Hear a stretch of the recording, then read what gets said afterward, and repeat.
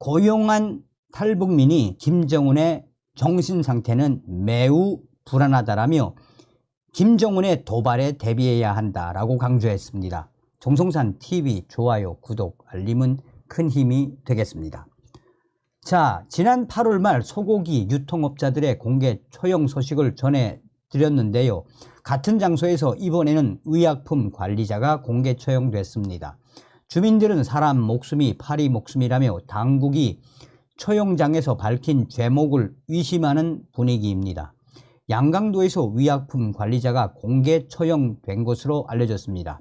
가을철이 되면서 계절 변화에 따른 코로나 유사 증상자, 호흡기 환자들이 늘며 북한 당국이 긴장하는 가운데 집행된 것입니다. 양강도의 한 주민 소식통은 25일 오늘 해산시에서 도인민위원회 산하 민방위부 전시예비물자 보관창고인 4호 창고에서 의약품을 관리하던 40대 남성이 공개 처형됐다라고 자유아시아방송에 전했습니다. 공개 처형 장소는 지난달 30일 소고기 불법 유통한 9명을 한꺼번에 공개 처형했던 해산 비행장 등판이었으며 처형된 관리인은 전시 예비 의약품을 몰래 빼돌린 혐의를 받은 것으로 알려지고 있습니다. 소식통은 공개 총살 현장에서 도인민재판소는 관리인이 작년부터 4호 창고에 보관된 다량의 전시용 의약품을 몰래 시중에 팔아 넘긴 것으로 최종 판결했다라고 밝혔습니다.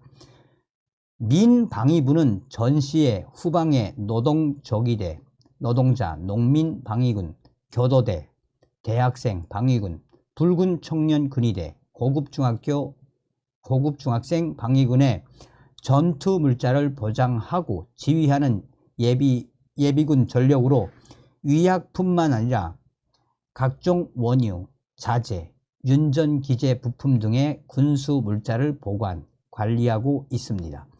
소식통은 해산시 인민반들에는 낮 12시까지 공개 처형 장소에 모이라는 지시가 하달됐으며 처형 현장에는 가두 여성, 주부들과 해당 관계자들만 모이고 예전처럼 농장, 공장 일을 멈추거나 장마당까지 휴장하지는 않았다라고 덧붙였습니다.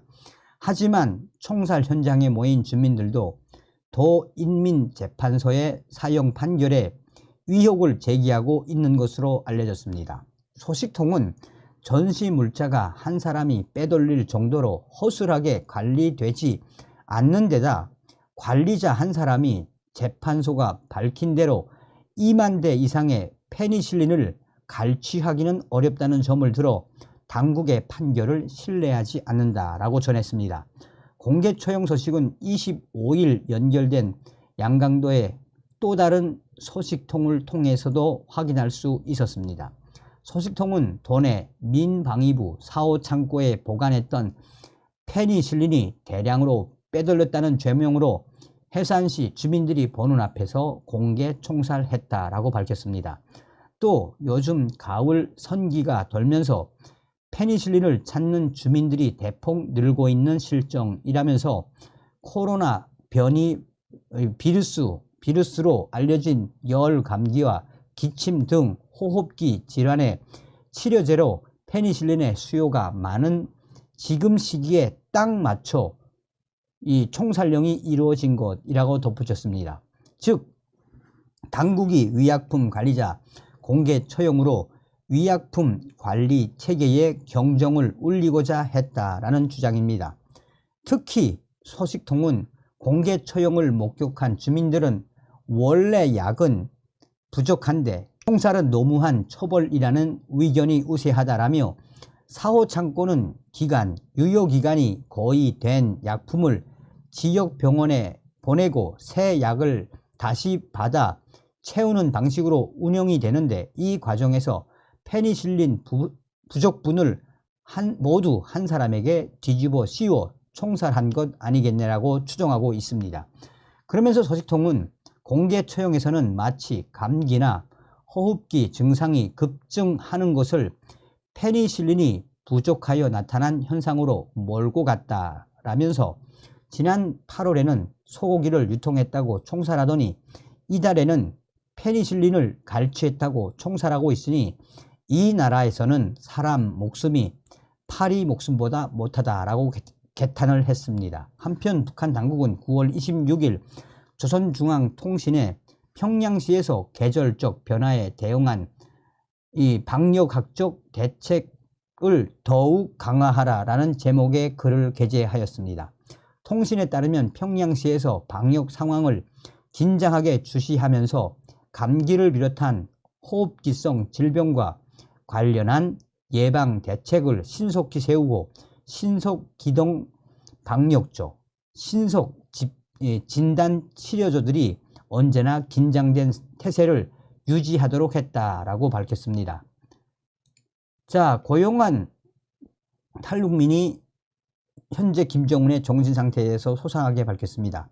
첫 외교관 출신 탈북민인 고용한 통일부 장관 특별보좌역은 이 통일부 인근 카페에서 연합뉴스와의 인터뷰에서 북한 김정은이 정서적, 정신적 불안정을 겪고 있는 것 같아 불똥이 어떻게 튈지 모른다라며 천안함 사건보다 더한 사건이 터질 가능성도 경계해야 한다라고 밝혔습니다.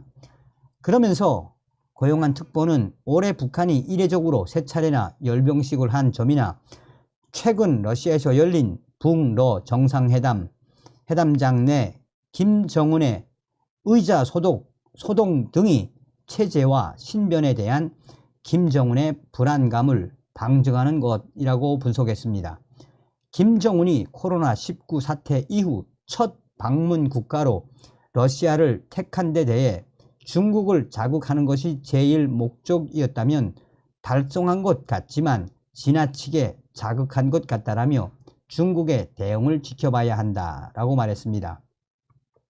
고용한 특보는 북한 당국자들은 한국을 우습게 보면서 협상 참여를 배려라고 생각한다라며 북한에 지킬 것은 지키라라고 요구하면서 대등한 관계를 구축하는데 조그마한 힘이라도 기여하고 싶다라고 말했습니다. 그는 북한이 미사일 발사 등 도발을 하다가 회담을 하자고 하면 한국은 비판하던 부분을 지워버리고 회담에 나섰다며 이런 행태를 30년에서 40년간 반복해 수직적인 관계가 형성됐다라고 밝혔습니다. 북한은 남북 관계 발전을 원하지 않으면서도 이익을 얻는 데 있어서는 필요할 때마다 개선 의지를 피력했다라며 1991년 남북 기본 합의서 채택이나 2000년 6.15 남북 정상회담, 2018년 평창 올림픽 참가 등이 그 사례다라고 전했습니다. 그러면서 지금 현재 김정은이가 어떤 상태인지를 소상하게 전했습니다. 김정은이 러시아 정상회담 이후 연내 모두 연설에서 러시아가 1순위라고 한 것은 중국 들으라고 한 것이며 북중 밀착에서 북러 밀착으로 가는 것은 김일성이 쓰던 양다리 외교 방식이다라고 전했습니다. 김일성은 중국과 어긋날 때 강하게 나가되 중국이 안 돼라고 하는 단계에서는 가지 말고 중국이 도와주겠다고 하면 러시아를 버리라고 했는데 김정은은 위험한 줄다리기를 하고 있다라고 전했습니다. 중국을 자극하는 것이 제일 목적이었다면 달성한 것이지만 지나치게 자극한 것 같다라고 강조했습니다. 러시아로부터 전술, 핵, 소형화 및 잠수함 건조 기술, 수호의 전투기 등을 제공받을 수 있을지도 미지수다라며 기름과 식량, 천연가스 정도만 받아도 성과로 삼을 것이다라고 강조했습니다. 그러면서 김정은의 경호원들이 화학 처리된 흰 수건으로 김정은이 앉을 의자를 여러 번 닦는 모습은 충격적이었다라며 이는 푸틴 대통령이 고도의 전술을 쓸 수 있다고 생각한 데 따른 행동이라며 중국 방문 때 중국 측 제공 숙소에 머물며 중국 비행기도 탔던 김정은이 러시아 제공 호텔 대신 방탄 열차에서 5박을 하고 경호원들이 기계로 열차 주변을 측정하는 것은 러시아를 모독한 것이다 라고 밝혔습니다. 그러면서 이 우주기지에서 정상회담을 한 것도 김정은이 신변에 대해 걱정하고 있다는 것을 보여준다라며 막대한 비용이 드는 열병식을 올해 3차례나 한 것 역시 외부의 강한 모습을 보여줘야 한다는 강박감에서 나온 것이라고 강조했습니다. 민방위 열병식에서 생수와 시멘트 운반차에 방사포를 숨겼다고 보여준 것은 미국에 이들 차량을 공격할 수 있는 빌미를 준 것이다 라며 외부 세력에 대한 공포가 로이로제에 가까워진 것으로 보인다 라고 얘기했습니다. 김정은의 신변 위협과 불안정한 체제 전망 등과 관련해 막대한 스트레스를 받으면서 정신적 불안정을 지금 현재 김정은이가 겪고 있으며 우상화와 함께 억압을 강화할 대로 강화했지만 주민 불만은 올라갈 대로 올라갔으니 마음 편할 날이 있겠습니까? 라며 고영한 특보는 북한 간부들은 김정은이 미국 대통령을 3번 만나고도 해결한 게 없는 것을 보고 낙심과 분노가 목까지 찼지만 가족 멸족을 걱정해 나서지 않고 있다라고 강조했습니다. 그러면서 고영한 특보는 자기 하고 싶은 대로 다 하는 김정은이 자기 통제가 안 되면 불똥이 어디로 튈지 모른다라며 러시아를 뒷배 삼아 천안함 사건보다 더한 도발을 벌일 수도 있으므로 경계해야 한다고 강조했습니다. 백령도 같은 것을 공격하고 한국이 반격하면 핵 위협을 할 수도 있습니다 라며 김정은이 11살짜리 김주애를 미사일 발사장에 데리고 나오는 것 등을 보면 미국이 자신을 테러할 가능성이 없다는 것을 잘 모르는 것 같다라고 강조했습니다. 자, 어찌되었든 이 김정은의 북한, 정성산 TV에서 강조하는 핵심이 뭡니까? 우리는 윤석열 대통령 시대에 반드시 북괴 김정은 멸망, 북한 동포들을 구출할 수 있는 자유 북진 통일의 기틀을 만들어야 한다는 거 아니겠습니까? 얼마 전에 저의 WTR 해외 망명 고위 인사가 뭐라고 이야기했습니까?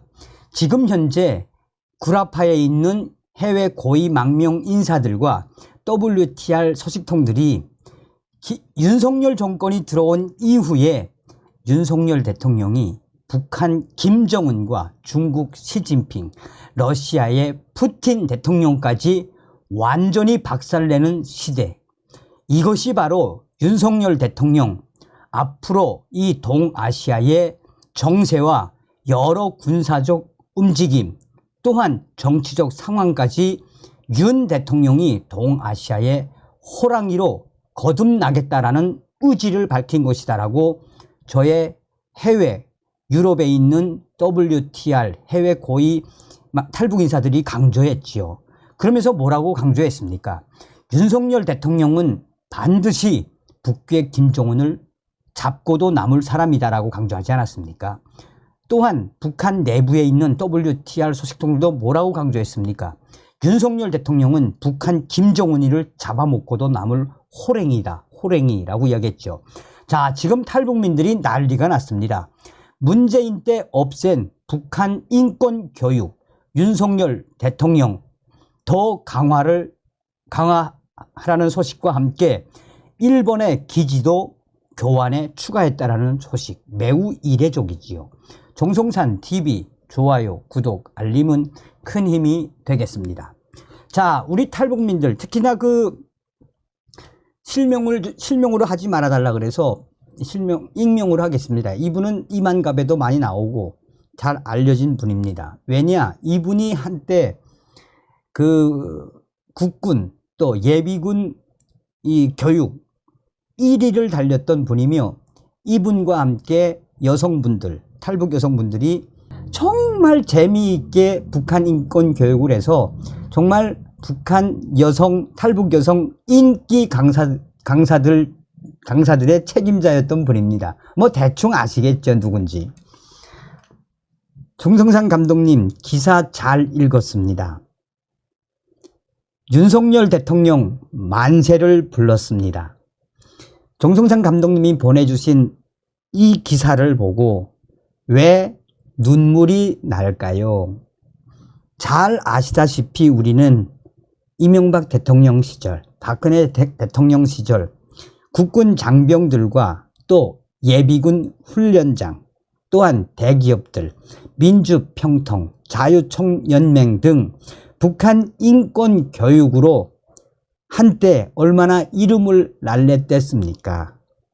저는 사실상 엄마로서 당시에 이 북한 인권 교육으로 애를 키웠다고 할 만큼 우리들에게는 당시에 북한 인권 교육이 강연이 생계 아니었겠습니까?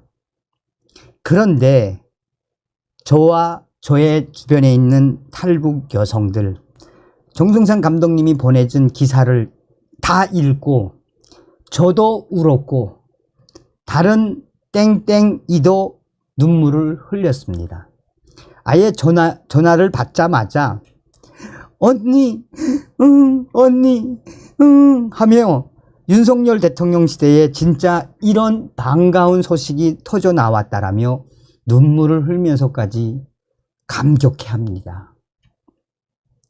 정성산 감독님도 잘 아시다시피 당시에 우리 탈북 여성들과 탈북민들이 북한 인권 교육 강연과 또 여러 교육 행사들 얼마나 많이 했습니까?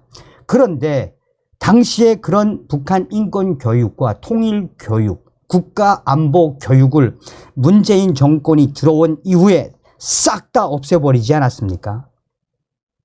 문재인 정권이 들어와서 한 6개월까지는 강연과 국가안보 교육을 했는데 그 다음에는 군에서도 연락이 없고 민주평통에서도 연락이 없고 자유총연맹에서도 연락이 없었댔지요. 그래서 제가 또 다른 탈북 여성분들이 강사들이 국방부에 전화하고 민주평통에 전화하니 뭐라고 한지 압니까? 문재인 정부에서 탈북민 북한 인권교육, 국가안보교육 싹 다 자르라 라는 지시가 내려왔답니다. 그런데 여기서 더 충격적인 건 무엇이었겠습니까? 당시에 김정은 위원장님, 리설주 여사님이라는 호칭을 쓰는 탈북 강연자들은 국방부나 민주평통, 자유총연맹에서 강연을 하게 했답니다. 문재인 정권에서 없앤 북한 인권 강연과 국가안보 교육 왜 없앴겠습니까? 그런데 윤석열 대통령 들어와 이것을 더 강화하고 확대하겠다니 정말 우리가 윤석열 대통령 잘 뽑은 것 같습니다. 정말 윤석열 대통령님 만세 감사합니다. 눈물이 펑펑 쏟아졌습니다. 논평이 되겠는지는 모르겠지만 정성산 감독님의 요청에 여기까지 말씀을 올려드립니다. 제 주변에 있는 다른 탈북 여성들도 이 소식 듣고 지금 얼마나 난리가 났는지 모릅니다. 정성산 TV 시청자분들에게 인사를 전해 주십시오. 이제 제가 또 저희 탈북자들이 북한 인권에 대한 강연을 하게 되다니요. 감사합니다. 뭉클하지 않습니까? 자, 그럼 어떤 소식이냐 이게. 내년부터 예비군 훈련에서 북한 인권 실태 교육 강화된다. 올해 교환엔 없어 6월부터 동영상 활용해 북한 인권 교육 시행 중. 내년부터 예비군을 대상으로 북한 인권 실상과 유엔군 사령부 역할과 기능을 알리는 교육이 더욱 강화됩니다. 국방부에 따르면 북한 인권 실상과 유엔군 사령부의 역할 기능을 반영한 내년도 예비군 교육 표준 교환이 제작됩니다. 올해 표준 교환에는 북한 인권과 유엔사 내용이 포함되지 않았습니다. 북한 인권 교육과 함께 일본에 있는 후방 기지와 관련된 교환도 새롭게 나온 것이어서 매우 이례적이라는 평가입니다. 국방부는 내년도 표준 교환은 정전 체제에 대한 올바른 이해, 북한의 실상과 위협, 예비군의 역할과 중요성 등 3가지 주제로 구성해 제작이 되는데, 여기에 북한 인권 실상과 유엔사 역할 및 기능이 포함된다라고 발표했습니다. 북한 인권 실상은 2023 북한 인권 보고서 내용을 바탕으로 합니다. 통일부는 지난 3월 2017년부터 2022년 탈북한 탈북민 508명의 증언을 바탕으로 북한 인권 보고서를 작성해 공개한 바 있습니다. 여기에는 북한 김정은 정권의 공권력에 의한 살인과 공개처형 등 심각한 북한 인권 유린 상황과 열악한 북한 주민들의 인권 실태를 고발하는 내용이 담겨 있습니다. 내년부터 예비군 교육 표준 교환에 이런 내용을 담아 교육함으로써 열악한 북한 인권 실태를 알리겠다라는 윤석열 정부의 국방부의 강력한 취지라고 설명했습니다. 국방부는 지난 6월부터 예비군을 대상으로 통일부가 만든 동영상을 활용해 북한 인권 실상을 알리고 있으며, 내년부터는 정식 교환으로 제작해 교육을 더욱 강화하겠다라고 발표했습니다. 국방부 관계자는 내년도 예비군 교육 표준 교환을 활용한 안보 교육을 통해 예비군의 안보관, 대적관 확립 등 정신 전력 강화를 추진해 나갈 것이라고 말했습니다. 아울러 유엔사 역할과 기능 관련해서는 정전 체제에서 유엔사가 맡고 있는 역할, 한반도 유사시 일본 내 7곳에 있는 유엔사 후방 기지 역할 등이 교환에 이례적으로 담깁니다. 이와 관련해 윤석열 대통령은 지난 8월 제78주년 광복절 기념식 경축사에서 일본이 유엔 사령부에 제공하는 7곳 후방 기지의 역할은 북한의 남침을 차단하는 최대 억제 요인이라고 밝힌 바가 있습니다. 같은 달에는 용산 대통령실 유엔사 주요 지휘자들을 초청해 간담회를 열고, 이후 윤석열 대통령은 유엔사는 대한민국을 방위하는 강력한 힘이라고 언급하기도 했습니다. 유엔사 후방기지는 일본 본토의 요스카 해군, 요코다 공군, 캠프 자마 육군, 사세보 해군을 비롯해 오키나와에 있는 가데나 공군, 화이트비치의 해군, 후덴마 해병대 등 7곳으로 5만 명 규모의 주일 미군 상당수가 분산 배치돼 있습니다. 국방부는 오는 11월 14일 서울에서 유엔 군사 회원국 국방장관 회의를 개최할 예정입니다. 한미 국방장관이 공동 주관하는 이번 회의는 한미와 유엔사 회원국 간의 결속력을 재확인하는 자리가 될 전망입니다.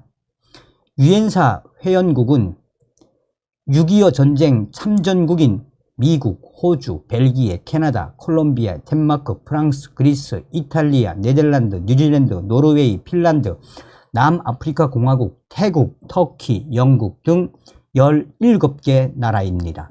모두 6.25 전쟁 때 유엔의 참전 요청에 병력과 물자를 지원했습니다.